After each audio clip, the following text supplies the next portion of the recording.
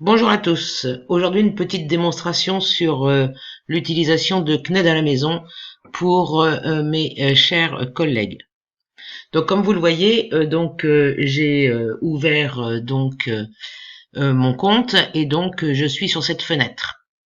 Alors, cette fenêtre va me permettre plusieurs choses. Alors déjà, je vous conseille de prendre votre iPad pour faire un retour élève. Donc là, vous travaillez sur votre ordinateur et de préférence sur Chrome, puisque Chrome, en fait, est très très bien adapté à CNED à la maison. Donc, sur Chrome, vous êtes avec votre session enseignant, alors que sur votre iPad, vous allez vous créer un compte élève. Donc, moi, j'ai donc deux comptes, ce qui me permet de voir ce qui se passe à l'écran.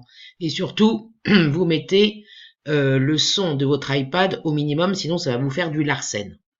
Alors, lorsque vous vous êtes enregistré, vous avez eu trois liens. Le lien modérateur qui vous permet de vous mettre sur la chaîne.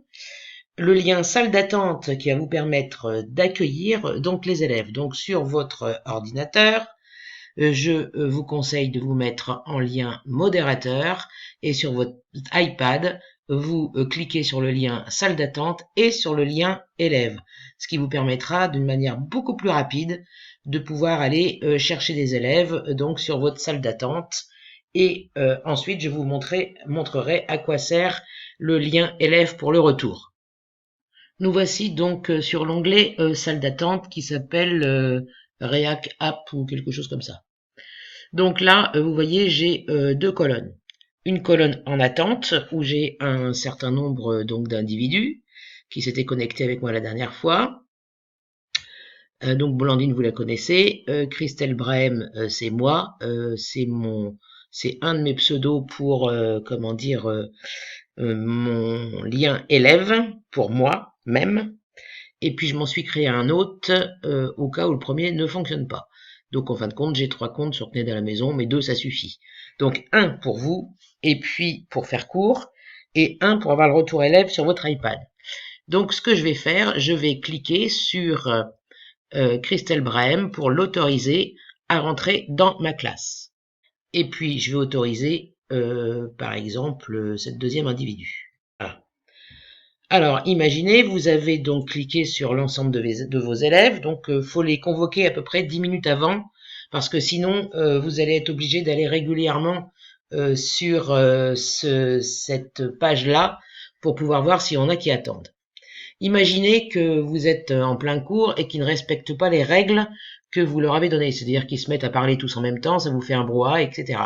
Ce que vous pouvez faire, en fait, c'est bloquer un élève. Vous cliquez sur bloquer ici, et donc il va se trouver exclu. Évidemment, il faut que ça marche. Bon, alors j'avais fait pour Valérie Lévesque, donc elle s'est retrouvée bloquée ici. Et vous pouvez le débloquer une fois que vous l'avez puni une bonne fois. Donc voilà, donc j'ai voulu exclure un élève, j'ai plus qu'à cliquer sur exclure, et il est exclu de ma salle de classe. Et donc, il se trouve donc ici dans la catégorie exclue. Revenons maintenant à notre salle de classe que nous sommes en train de gérer. Je vais vous expliquer à quoi servent les différents boutons. Alors, celui-ci, c'est pour le micro. Donc, évidemment, il va falloir que le micro soit débloqué pour que vous puissiez avoir les élèves qui vous entendent. Donc là, moi, je vais le refermer puisque je suis en train de faire une vidéo. Ce bouton-là vous permet de partager la vidéo, c'est-à-dire votre tête à l'écran. Moi, ça ne m'intéresse pas, il est toujours en version bloquée, puisque j'ai pas du tout envie qu'on regarde ma tronche pendant que je fais cours. Ma tronche apparaîtrait normalement dans un petit encart en bas à droite, mais ça ne m'intéresse pas. Et donc là, c'est pour demander la parole. Les élèves ont exactement les mêmes outils. Donc il faut leur dire que lorsqu'ils ont une question à poser, donc d'appuyer sur ce petit bonhomme pour qu'il lève la main. Donc et ensuite je vais vous montrer comment on fait pour donc lui donner la parole, puisqu'en fait normalement vous avez tout paramétré pour pas qu'il vous parle sans votre accord au départ. Donc ce qui est important aussi, donc commencer l'enregistrement, sachez que ça marche pas pour des raisons de sécurité. Le serveur a interdit l'enregistrement d'un cours. Donc là, vous virez ça, ça vous intéresse pas. Ici, vous avez un petit onglet violet, donc ça vous permet d'ouvrir le panneau de collaboration. Et donc, vous avez un chat qui va vous permettre de parler si vous voulez, etc. Mais ce qui est surtout intéressant, c'est ici la petite molette, le petit engrenage qui correspond à mes paramètres. Donc, je clique dessus. Donc, les paramètres audio et vidéo. Donc, on va regarder ce qu'il faut faire. Donc, configurer votre caméra et votre micro, c'est très important. Donc, vous voyez, là, je parle, ça veut dire qu'en fait, mon micro fonctionne bien. Donc, je dis oui, il fonctionne bien. Bon, alors, je reprends. Configurer votre caméra et votre micro. Voilà, donc mon micro fonctionne bien. Tout à l'heure, il m'a dit n'importe quoi. Là, vous voyez, j'ai une tête de chou ce matin. Hop, hop, hop. Donc, ma vidéo marche bien, mais de toute façon, je ne l'utiliserai pas. Donc ça c'est fait, donc on est paré, on peut fermer. Ensuite, utilisez votre téléphone audio pour des... ça sert à rien du tout. Les paramètres de notification, moi j'ai sélectionné Pop-up Collaborate, machin, notification audio pour que ça me fasse un bloop bloop quand il y a un élève qui me lève la main. Sinon je sais pas, parce que quand je suis parti dans mon cours, je fais plus attention. Alors maintenant, ce qui est important, c'est paramètres de la session. Alors, paramètres de la session, donc il faut que ça soit activé pour les modérateurs parce que c'est vous, et pour les participants, c'est-à-dire les élèves. Vous pouvez partager l'audio. Alors, partager la vidéo, je ne le clique pas, parce que sinon, vous allez avoir des élèves qui vont mettre en route une vidéo, et ils peuvent, comme ils sont plus doués que nous, ils peuvent en fin de compte comment dire, chanter votre cours et se passer des vidéos entre eux et vous verrez rien du tout. Publier des messages dans le chat, donc ça évidemment pour qu'ils puissent vous poser une question, et dessiner sur le tableau, c'est-à-dire que tout à l'heure je vais vous montrer qu'ils peuvent en fin de compte compléter par exemple un schéma si vous leur donnez des droits. Donc voilà, donc là il faut, donc je récapitule, donc afficher uniquement les images de profil du modérateur, voilà. Ensuite, partager l'audio pour les participants, publier les messages dans le chat et dessiner sur un tableau. Et l'affaire est faite. Maintenant, donc, comment on va partager un contenu? Donc, j'ai cliqué sur partager un contenu. Si je partage un tableau vide, je vais avoir un tableau blanc. Sur ce tableau, je peux écrire. Donc, je clique sur le T et normalement, je peux écrire. Voilà. Donc, blablabla, blablabla. Bon. Donc là, j'ai écrit. Je peux en fait aussi normalement changer de couleur. Je prends un crayon, je peux faire des dessins. Si ça veut bien marcher, voilà la couleur, je prends du rouge et je dessine. Je peux pointer quelque chose pour montrer aux élèves, ici avec le pointeur. Et puis évidemment, je peux effacer, mais dans ce cas-là, j'efface tout. C'est le problème. Donc en fait, moi ce que je fais, j'utilise pas tellement cet écran sauf pour donner le travail à faire à la maison. J'utilise en fait un petit logiciel qui s'appelle le Xodo et je vais vous montrer comment ça marche tout à l'heure. Donc ça c'était partager un tableau vide. Maintenant vous voulez partager une application sur l'écran. Donc c'est ce que je vais faire. Partager l'application. Voilà. Et donc là, j'ai plusieurs choix. Je peux partager l'intégralité de mon écran. C'est ce que je suis en train de faire pour vous montrer comment ça marche. Mais je peux aussi, par exemple, utiliser un onglet Chrome pour passer une vidéo YouTube. Alors là, dans ce cas-là, ce qui est hyper important, quand vous partagez une vidéo, c'est de cliquer sur partager le contenu audio. Sinon, il y aura l'image, mais pas le son. C'est un peu ballot pour une vidéo. Donc, onglet Chrome, YouTube, je partage le contenu audio. Voilà. Donc, comme ça, ça sera fait. Et là, je partage. Bon, alors là, ça mouline, ça mouline, ça mouline. Voilà. Donc, normalement, vous avez le son. Voilà. Donc, alors vous pouvez partager aussi votre fenêtre d'application. Par exemple, je veux partager un document Word. Je vais partager mon document Word. Donc voilà, c'était mon document où j'ai mes 3 liens, par exemple. D'accord? Donc voilà. Donc, quand je ne veux plus partager, je fais arrêter le partage. Donc maintenant, je peux partager des fichiers.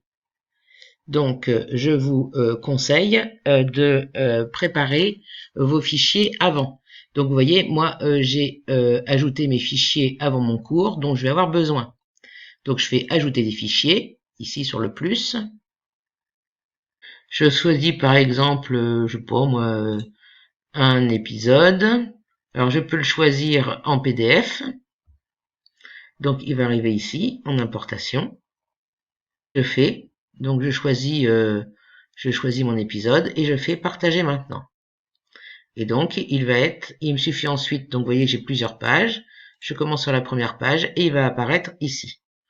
Alors ici, ça ne va pas être la taille qui va correspondre au partage pour les élèves. Donc les élèves, eux, ils pourront donc agrandir eux-mêmes en faisant la petite loupe. Normalement. Plus, voilà. C'est l'élève qui va grandir. Donc c'est ça qui est embêtant.